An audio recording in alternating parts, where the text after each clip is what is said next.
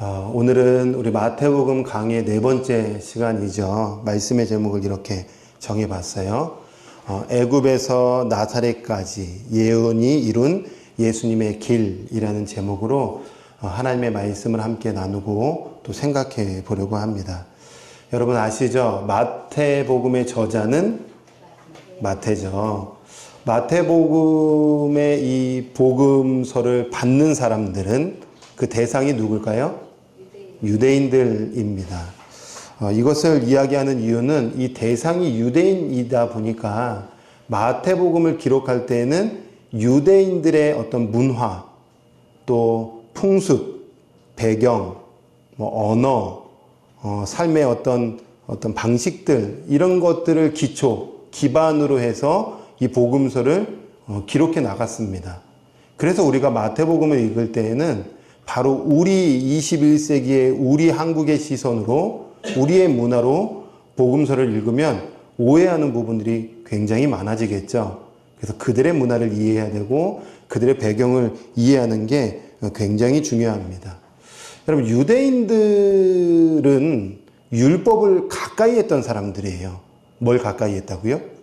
율법을 가까이 했던 사람들이에요. 그래서 모세오경을 늘 가까이 했고, 절기가 되면 늘 시편이나 예레미야, 에가나 이런 선지서나 성문서, 시가서를 읽으면서 절기를 지키기도 했습니다. 그만큼 율법, 구약에 익숙했던 사람들이 유대인들이에요. 그러니 마태는 이 복음서를 기록할 때에, 그렇지, 유대인들은 율법에 익숙한 사람들이지 구약에 익숙한 사람들이지. 그러면 이제부터 내가 예수님에 대해서 이들에게 이야기할 텐데 이들은 어떻게 예수님을 잘 이해할 수 있을까? 성령께서 마태에게 깨닫게 하셔서 구약의 말씀을 예수님의 생애와 탁 연결시켜서 복음서를 기록해 갑니다. 한 번 더요. 유대인들은 구약에 익숙한 사람들이기 때문에 구약을 다 끌고 와서 예수님의 생애와 탁 연결해서 예수님의 한 걸음 한 걸음이 이런 의미가 있습니다. 이렇게 마태는 가르쳐주고 싶었던 거예요. 제가 왜 이 이야기를 서두에 꺼내냐 하면, 오늘 우리가 읽은 이 본문의 말씀에 보면 예수님의 유아 시절, 유아기 때의 이야기가 등장하죠. 그래서 예수님과 예수님의 가족들이 애굽으로 피신한 이야기, 그리고 다시 귀환한 이야기, 굉장히 단순한 이야기입니다. 그런데 이 이야기 속에 구약의 말씀을 탁 집어넣고 있어요.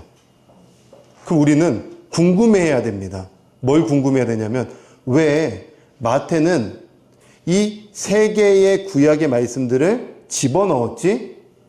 하나님께서는 지금 이 마태를 통해서 오늘을 살아가는 우리에게 정말 하시고 싶은 메시지는 무엇이지? 이걸 궁금해야 되죠. 궁금하시죠? 네. 한번 풀어볼까요? 네. 그리고 한번 마음에 새겨볼 수 있는 시간 되었으면 좋겠어요.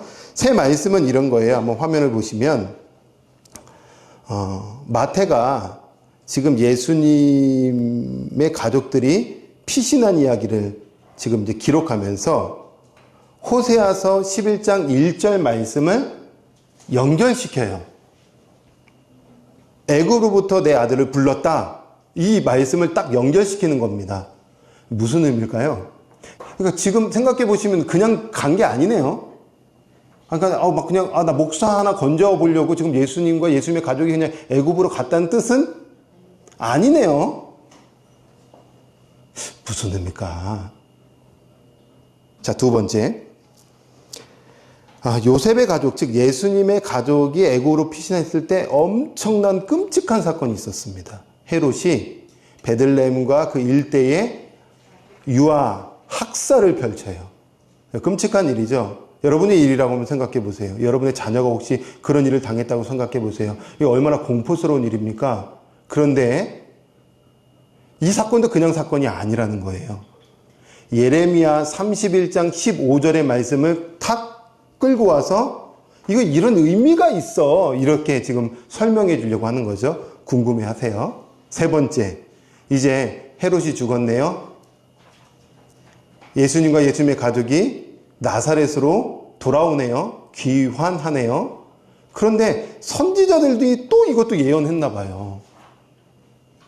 메시아는 나사렛 사람이라 칭할 것이다. 이게 선지자들이 이미 예고했던 것이 지금 그대로 이루어지는 겁니다.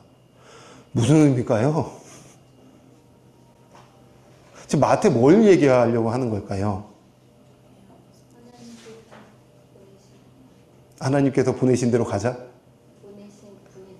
보내신 분이다. 그럼 왜 나사렛 사람이라고 얘기할까요? 그냥 이스라엘 사람이다 이렇게 얘기해도 될 것을 이 부분도 한번 고민해 보자는 겁니다. 그러면 오늘을 살아가는 우리에게 정말 하나님께서 들려주고 싶은 내 말씀이 되는 거겠죠? 자, 여러분 13절 말씀부터 한번 들여다보시면 좋을 것 같아요.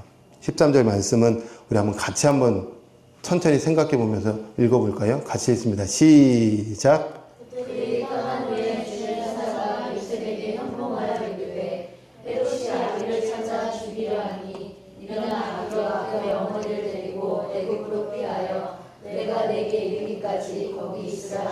예, 13절에 이렇게 말씀해요. 그들이 떠난 후에, 즉 동방의 박사들이 지금 떠납니다.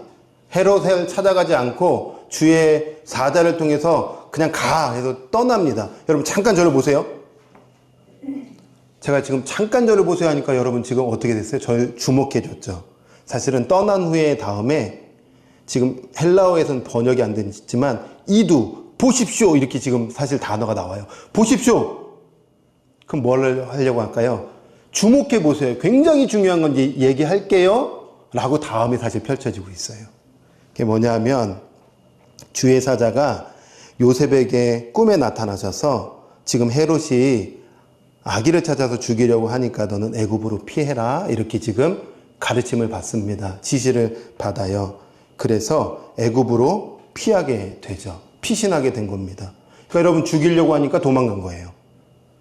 그냥 여러분 이거 사실로 우리가 받아들일 수 있겠죠. 자, 그런데 중요한 것은 마태는 예수님의 피신을, 예수님의 도망을 그냥 피신한 것이 아니라 호세아서 11장 1절 말씀과 탁 연결시켜서 유대인들에게, 1차 독자 유대인들에게, 그리고 더 나아가서 오늘을 살아가는 우리에게 이것이다 라고 이야기하려고 한다는 거예요. 이것이다.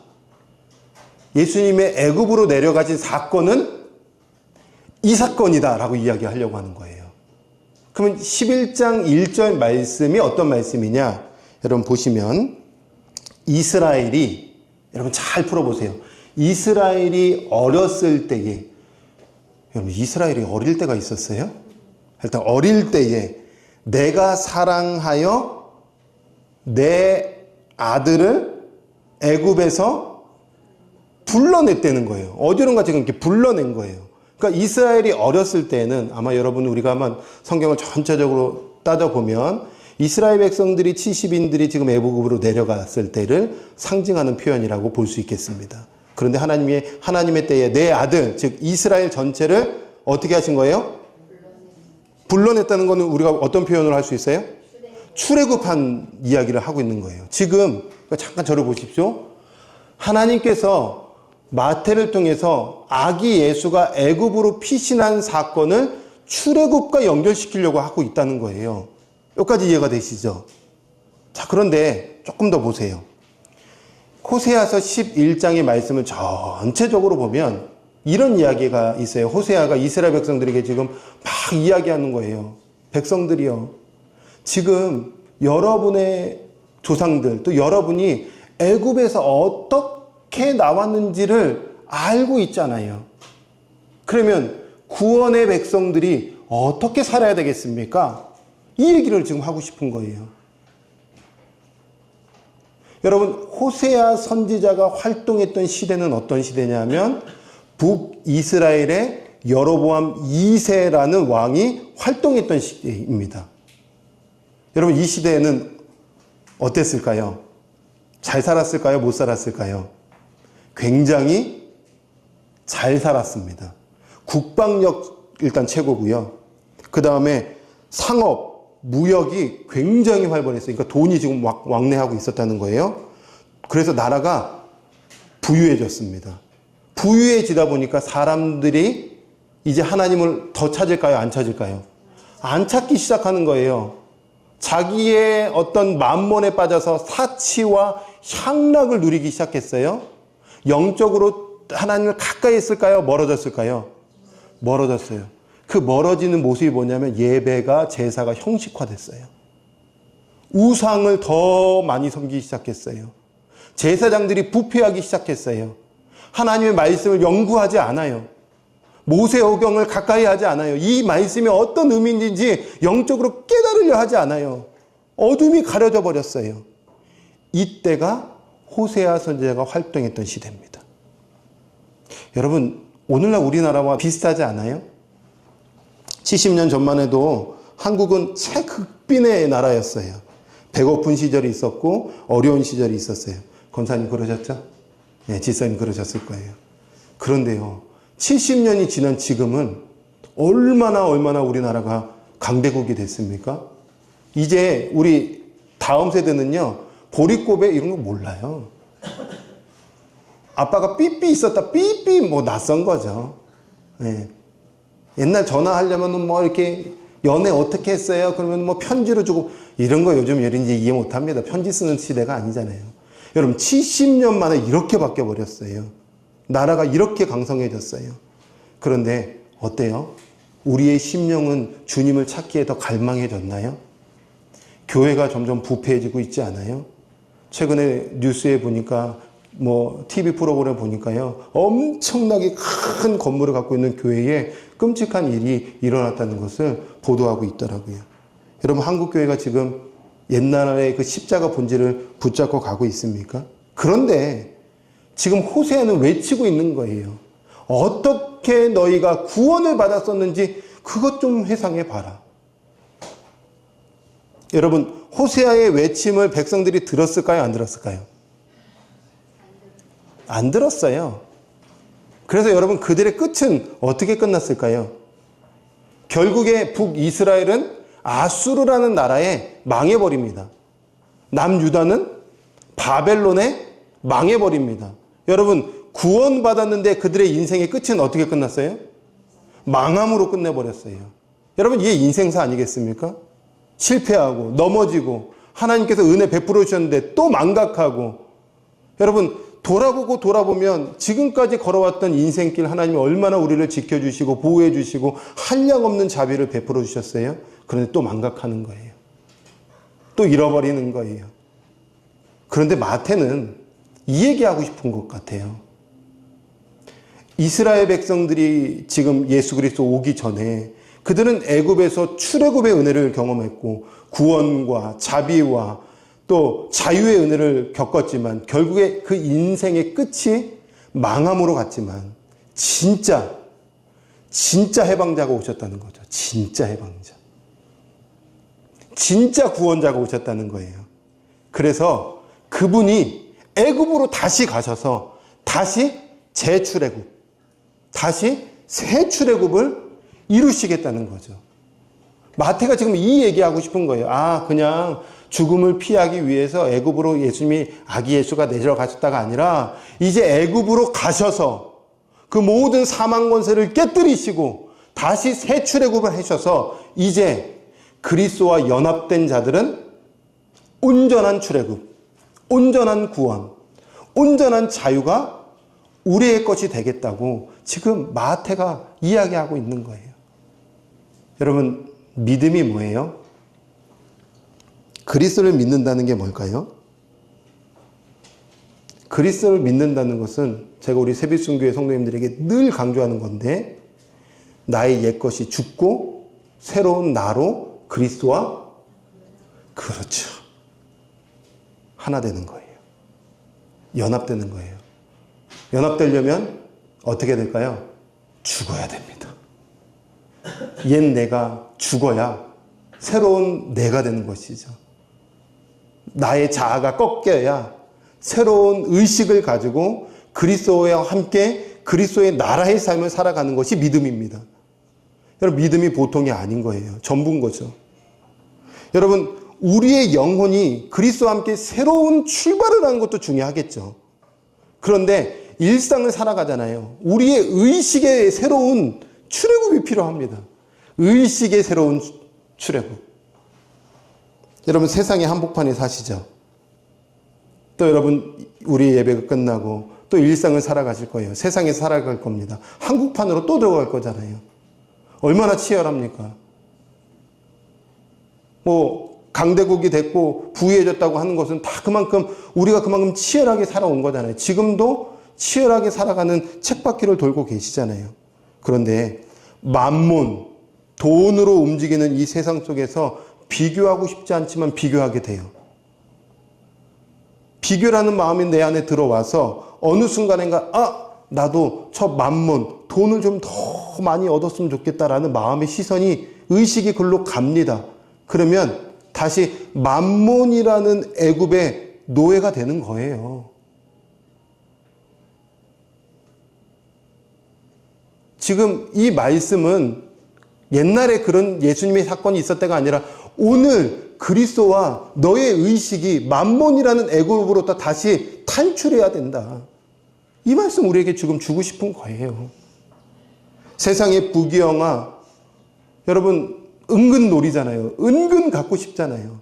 인정받고 싶고 인기를 누리고 싶고 사람들에게 높임받고 싶고, 이게 사실은 우리의 육체를 입고 있는 마음들이잖아요. 그래서 세상에 인기 있는 사람들을 따라가게 되잖아요. 근데 여러분, 그 길로 가는 것을 우리 주님이 그거 다시 애굽으로 가는 거잖아. 나는 근데 그 애굽으로 들어와서 그리스도가 새 출애굽을 했으니 그리스도와 연합한 사람들은 그리스도와 함께 새 출애굽을 해야 된다는 거죠. 다시 계속적으로.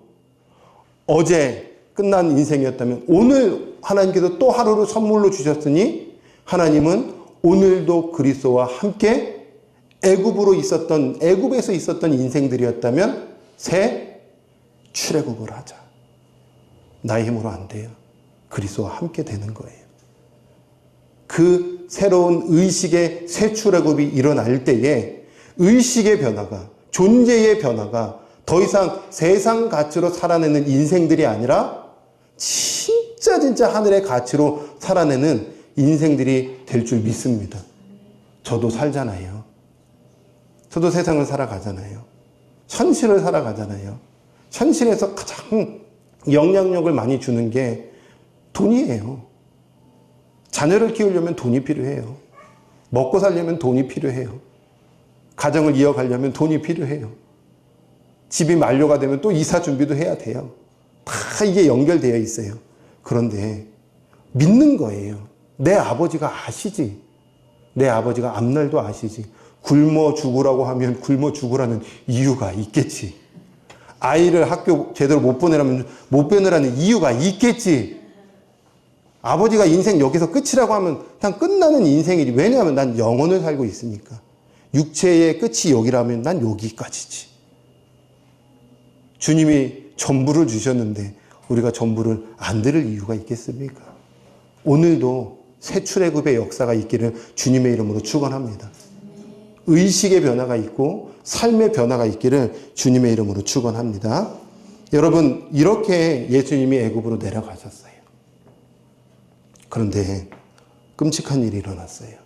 요셉과 마리아 그리고 아기 예수가 애굽으로 피신했을 때에 헤롯 왕이 베들레헴 일대에 2살 미만의 남자 아이들을 다 죽입니다. 학살이 일어난 거예요. 여러분, 이게 내일이라고 생각해 보십시오. 그러면은 어미에게는 통곡이 일어난 거예요. 피눈물이 나온 거예요. 물론 아비에게도요. 그런데 마태가 이 통곡의 사건을 예레미야 31장 15절로 연결시킵니다. 여러분, 예레미야 31장 15절 말씀도 한번 가만히 어떤 말씀인지 한번 생각하면서 이 말씀 왜 하시려고 하지? 궁금해하면서 같이 한번 읽어볼까요? 같이 읽습니다. 시작. 여호와께서 이와 같이 말씀하시니라. 남한에서 슬퍼하며 통곡하는 소리가 들리니 나를 잃은 자식 때문에 욱하는 것이라. 그가 자식이 없어져서 우리가 이를 가져가다는. 예, 잠깐 저를 보세요. 그냥 읽으면 이해가 잘 안 될 거예요. 제가 앞뒤로 한번 설명을 좀 해드려야 돼요. 예레미야는 지금 나라가 망해갈 때 활동했던 선지자입니다. 그런데 이제 남유다가 망하려고 지금 하고 있는 거예요. 포로로 막 잡혀가려고 하는 상황이죠. 그러니까 라마에서 슬퍼하며 통곡하는 소리가 막 들렸어요. 라마는 어떤 지역이냐면 포로의 집결지입니다. 그러니까 포로가 지금 집결됐어요. 엄마들은 지금 자식들이 지금 막 젊은 우리 자식들이 탁 집결해서 지금 끌려가려고 하는 판이에요. 여러분, 통곡의 시간이에요. 눈물의 시간이에요. 그래서 라헬이 그 자식 때문에 지금 애통하고 애곡하고 있는 장면인 거예요. 그 왜 라헬이라고 지금 이야기할까? 라헬에게는 자식들이 있었어요. 두 자녀가 있었어요. 야곱의 아내로서 야곱과 라헬 사이에 두 자녀가 누굴까요? 요셉과 베냐민이에요. 그런데 요셉은 후에 두 아들로 인해서 지파가 생깁니다. 에브라임 지파와 므낫세 지파, 그리고 플러스 베냐민 지파. 근데 이 지파들은요, 지금 이스라엘을 상징하는 표현들이에요. 그러니까 이스라엘 백성들, 언약의 백성들이 하나님을 버리고 자기 멋대로 살아가니 생명들이 지금 라마에 집결한 겁니다. 끌려가려고. 그러니까 지금 라헬이 울고 있는 거예요. 내 아들이 없어졌다. 내 자식들이 지금 사라졌다. 지금 울고 있는 장면이에요. 생명이 빼앗겨 버렸잖아요. 그런데 여러분 15절 다음에 바로 우리 주님이 이 말씀을 탁 주시네요. 16절 17절 말씀이에요. 바로 이 말씀 나옵니다. 같이 한번 이 말씀도 읽어볼까요? 읽습니다. 시작. 여호와께서 이와 같이 말씀하시니라.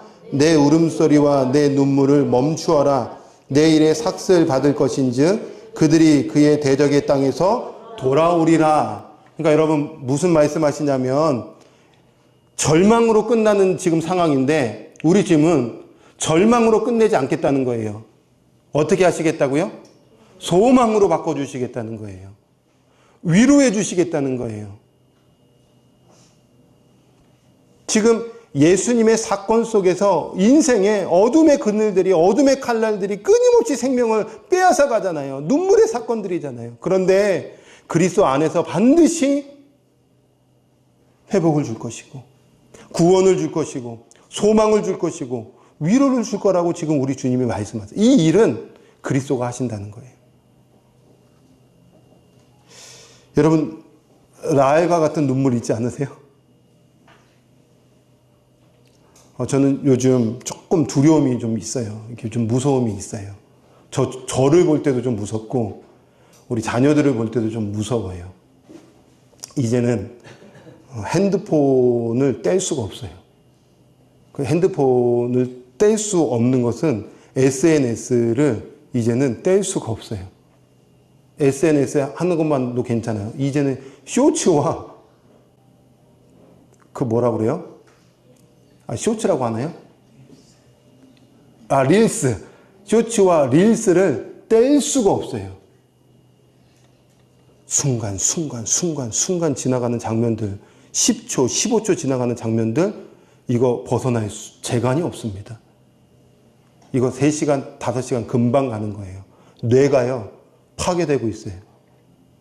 아이들은 지금 모를걸요? 근데 어른들은요, 순식간에 몸이 반응할 거예요. 내가 쇼츠에 막 중독되면, 그 다음에 내가 금방 전에 무슨 얘기 했지? 내가 금방 전에 무슨 생각했었지? 그냥 생각을, 뇌를 잡아먹기 시작해요. 말씀을 보는 시간들도 사라지기 시작해요. 생명을 가까이 할 수 있는 시간들을 점점 만들어내지가 않아요. 세상이 그러니까 그렇겠지. 아니요. 지금 대한민국이 그런 사회입니다. 선진국이 지금 그런 노출에 빠져 있습니다. 생각할 수 있는 힘을 잃어버렸어요. 하나님의 말씀을 묵상해보는 힘을 잃어버린 거예요. 두렵습니다. 저도 이게 AI가 발전하니까요, 기분이 좋았습니다. 챗 GPT가 나오고 나서 연구 속도가 굉장히 빨라진 거예요. 예를 들면 한 단어를 딱 검색하면은 그 단어가 어느 구절에 쓰여있지, 어느 구절에 쓰여있지, 어느 구절에 쓰여있지, 39절에 쓰이면 39절을 다 보고 이랬는데요. 요즘은요, 탁탁탁 누르면요, 제미나이, 챗 GPT가 타다닥 다 얘기해줘요. 그리고 이게 무슨 의미입니다 라고도 다 얘기해줘요. 연구 속도가 빨라졌어요. 그리고 방대해졌어요. 문제는 뭔 줄 아세요? 제가 이렇게 돌아보니까요, 가만히 주님 안에서 묵상하는 힘을 잃어버린 거예요. 그 영혼이 반응하죠. 지식은 많아졌는데 영혼이 살아나고 있는가? 생명력이 있는가? 장담하기가 쉽지 않더라고요. 저도 그런데 우리 다음 세대 아이들이 여기에 노출돼 버린 거예요. 지금 라마에서 통곡할 지경입니다. 그래서 이제 물어보는 거죠. 누구야? 말씀 읽냐? 당연히 잘 안 읽게 돼요. 쉽지 않아요. 지금 이제 억지로 아빠의 권세를 가지고 억지로 막 읽게 할까 막 이렇게 막 하다가도 아니지. 그래서 틈나면 아들한테 얘기하는 거야. 야, 이런 의미가 있더라. 이런 의미가 있더라. 이런 의미가 있더라. 좀 그 말씀 하나가 들어가서 마음에 새겨지라고. 딸한테도 이제 요청하는 거예요. 야, 아빠가 이런 말씀 지금 연구해서 정말 좋은 거 깨달았는데 들어볼래? 안 들으면 말고. 아직 안 듣는 것 같아요. 지금 들어야 되는데. 아빠 좀 궁금해 이래야 되는데. 주구장창 아들한테만 얘기하고 있으니. 딸들이여 들을지어다. 네. 라마에서 지금 슬퍼할 지경입니다. 보통 일이 아니에요, 지금. 우리 사랑스러운 우리 자녀들. 핸드폰 노출 안 됐죠? 네, 감사합니다. 노출되는 순간부터 이제 라마에서 슬퍼할 지경인 거예요, 서로. 네, 우리 자식들뿐만 아니겠습니까? 우리 어른들도 지금 슬퍼할 지경이죠. 원수가요, 온갖 방법으로 지금 우리의 영혼이 생명과 끊어지도록 지금 방해하고 있는 거예요. 어떠세요? 그런데 그럼에도 불구하고 파탄난 지경으로 주님 앞에 서서 주님, 제 영혼이 파탄이 났습니다. 지금 통곡할 지경입니다. 그러면 주님이 아세요. 시대가 너무 악하지. 그럼에도 불구하고 내가 생명을 줄 것이고 반드시 통곡이 변하여 소망으로, 절망이 바뀌어서 위로로 내가 너와 함께 할 거다. 원래 이 말씀 우리에게 주시는 거 아니겠습니까? 우리 실패 덩어리들이잖아요. 다시 가지고 가는 거예요. 주님 도와주세요.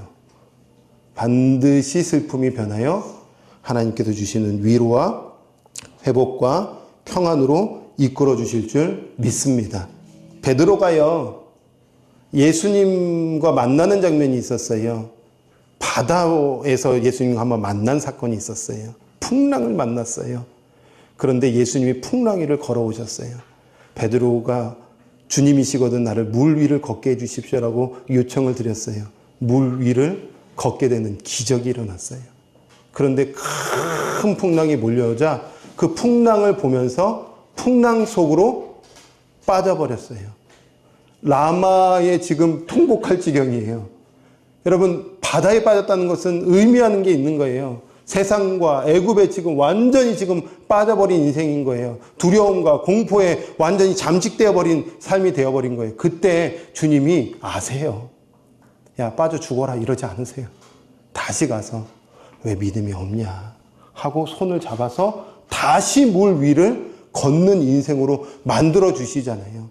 우리의 어제까지가 어떤 인생이었는지 모르겠어요. 빠진 인생이었어요? 라마에서 통곡하는 지금 눈물의 인생이었습니까? 다시 그리스도 바라볼 때에 풍랑 위를 걸어가는 놀라운 인생들이 될 줄 믿습니다. 그래서 우리가 주님께 붙어 있어야 되는 거죠. 이제 헤롯이 죽네요. 헤롯이 죽자 주의 사자가 요셉에게 나타나서 귀환해라 라고 이야기합니다. 돌아가는데 어디로 돌아가냐면 어디로 갔을까요? 나사렛이라는 동네로 가요. 그런데 마태는 또 이것도 그냥 넘어가지가 않습니다. 뭐라고 얘기하냐면 23절에 이렇게 말해요. 나사렛이라는 동네에 가서 사니 이는 선지자들, 이게 선지자들 복수입니다. 선지자들로 하신 말씀에 나사렛 사람이라 칭하리라 하심을 이루려 하심이라. 그러니까 여러분 지금 마태는 나사렛 사람이란 걸 좀 굉장히 강력하게 이야기하고 싶은 것 같아요. 그죠? 네, 나사렛 사람. 이 얘기 왜 할까요? 그냥 돌아갔다 이러면 될 것을. 애굽으로 갔다. 그리고 다시 돌아갔다. 이렇게 하면 되잖아요. 그렇지 않나요? 그런데 나사렛으로 가서 나사렛 사람이라 칭하리라 받기 위해서 그걸 이루려고 나사렛으로 갔대요. 왜 이야기를 할까요? 그렇죠. 예언을 성취하려고. 그러면은 고향으로 돌아갔느니라. 그래서 이루려 하심이라. 이렇게 해도 되잖아요. 그래서 돌아갔던 것이 이루어졌다. 이렇게 해도 예언이 성취된 거잖아요. 굳이 나사렛이라는 표현을 할 이유는 없잖아요. 왜 하신 거예요? 왜 하셨을까요? 몰라요. 어렵죠? 왜, 겸손아, 왜 했을까? 나사렛 사람이라고.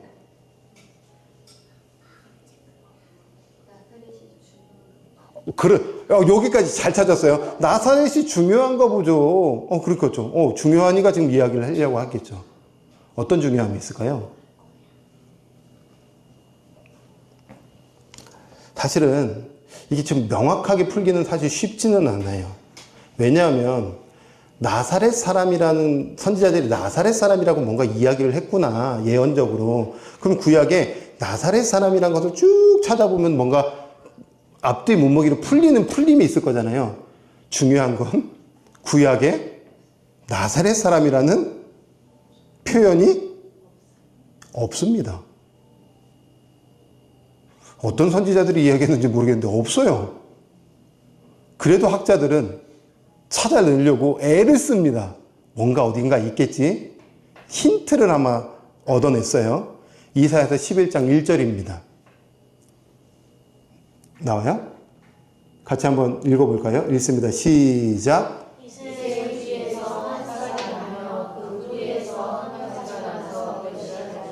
한 가지가 네치 단어입니다. 나사렛. 비슷하죠? 발음적으로 비슷하고 뭔가 말씀의 흐름상 비슷하니 이것은 이사야서 11장 1절의 말씀을 끄지고 와서 이야기하는 거야 라고 많은 학자들이 다 연결시켜서 해석을 해줍니다. 그럴 수 있겠죠. 그래서 이새의 뿌리, 다윗의 뿌리에서 진짜 왕이 오셨구나 라고 이야기하려고 하는 적용도 괜찮을 법합니다. 자, 그런데 조금 더 우리가 생각해 보면 좋을 것 같아요. 뭘 생각해 보냐면 신약에서 나사렛이 어떻게 쓰였지? 생각해 보면 조금 더 우리는 답을 얻을 수 있을 것 같아요. 요한복음 19장 19절에 이런 표현이 있네요. 이런 구절이 있어요. 예수님이 십자가 지시는 사건인데요. 빌라도가 패를 쓰는데 패에 뭐라고 썼냐면 나사렛 예수 유대인의 왕 이렇게 썼습니다. 아니 유대인의 왕 써도 될 걸 굳이 나사렛 왜 썼어요? 촌놈이 지금 왕이라고 한다. 굉장히 좋은 대답입니다. 누가복음 18장에 보면 어떤 일이 있냐면 맹인 치유 사건이 있어요. 맹인이 이렇게 있는데 사람들이 막 웅성웅성 되는 거예요. 웅성웅성. 그러니까 맹인이 사람들에게 묻습니다. 무슨 일이야? 그러니까 옆에 있는 무리들이 사람들이 이야기해 줍니다. 지금 나사렛 예수가 지나가셔. 그때 맹인이 뭐라고 얘기했냐면 나사렛 예수여 라고 대답하지 않아요. 다윗의 자손 예수여 이렇게 이야기합니다. 아니 여기 있는 이 사람은 나사렛 사람이라고 얘기했고요. 맹인은 다윗의 자손이라고 얘기했어요. 뭔가 지금 이 무리가 좀 예수님을 좀 비아냥거리는 듯한 느낌도 좀 들어요. 마지막 하나 더 힌트를 드릴게요. 빌립이 나다나엘에게 이야기를 해요. 그래서 막 헐레백도 와가지고 나다나엘에게 이런 얘기합니다. 나다나엘, 모세의 율법에 기록하였고 여러 선지자들이 말한 그를 내가 만났어. 즉 메시아를 만났어. 요셉의 아들 나사렛 예수야. 그러니까 나다나엘이 뭐라고 표현한 줄 아세요? 나사렛에서 무슨 선한 게 나겠어. 이렇게 얘기하는 겁니다. 자, 그러면 나사렛은 어떤 동네예요? 어떤 이미지예요? 보잘것없는, 볼품없는 동네가 나사렛입니다. 선한 것이 무슨 나겠어. 이런 동네입니다. 그러니까 여러분 잘 생각해 보십시오. 만왕의 왕이신 그리스도 예수께서 하늘의 영광과 왕권을 버리고 내려놓고요. 이 땅에 낮고 낮은 곳으로 오셨어요. 낮아지셨어요. 그리고 태어나서 누웠던 곳이 짐승 먹이통에 누이셨습니다. 이런 왕이 어디 있습니까? 모든 만물을 지으신 왕이 오셨는데 이런 왕이 어디 있어요? 그리고 애굽으로 내려가셨다가 다시 가신 곳이 어디냐면 볼품없는 동네입니다. 200명 남짓 살까 말까한 동네예요. 요세푸스라는 역사가의 기록에 보면 이거 동네 기록도 안 남았어요. 유대 문헌에 보면, 랍비들의 문헌에 보면 나사렛은 언급도 제대로 하지 않아요. 이런 낮고 낮은 동네로 가신 겁니다.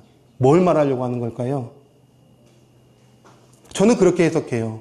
그리스도께서 겸손으로 오셨다.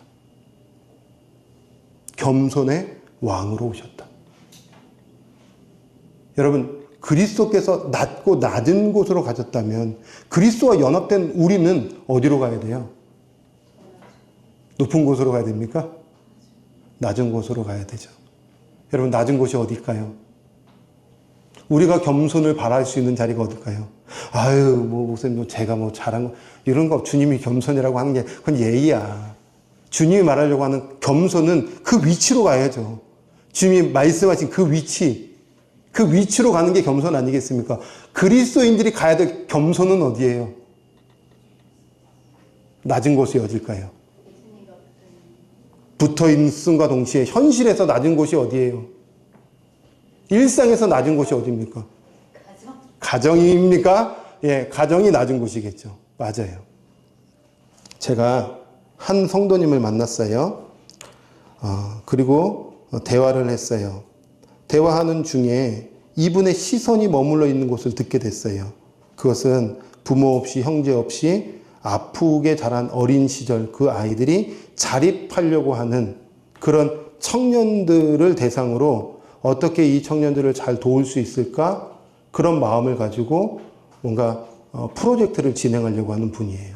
여러분, 이거 사실 보통 일이 아니거든요. 그리고 웬만한 사람들이 이거 시선을 잘 갖지 않아요. 근데 우리 교회도 런투기부 목사님이 그 사역을 하고 계시잖아요.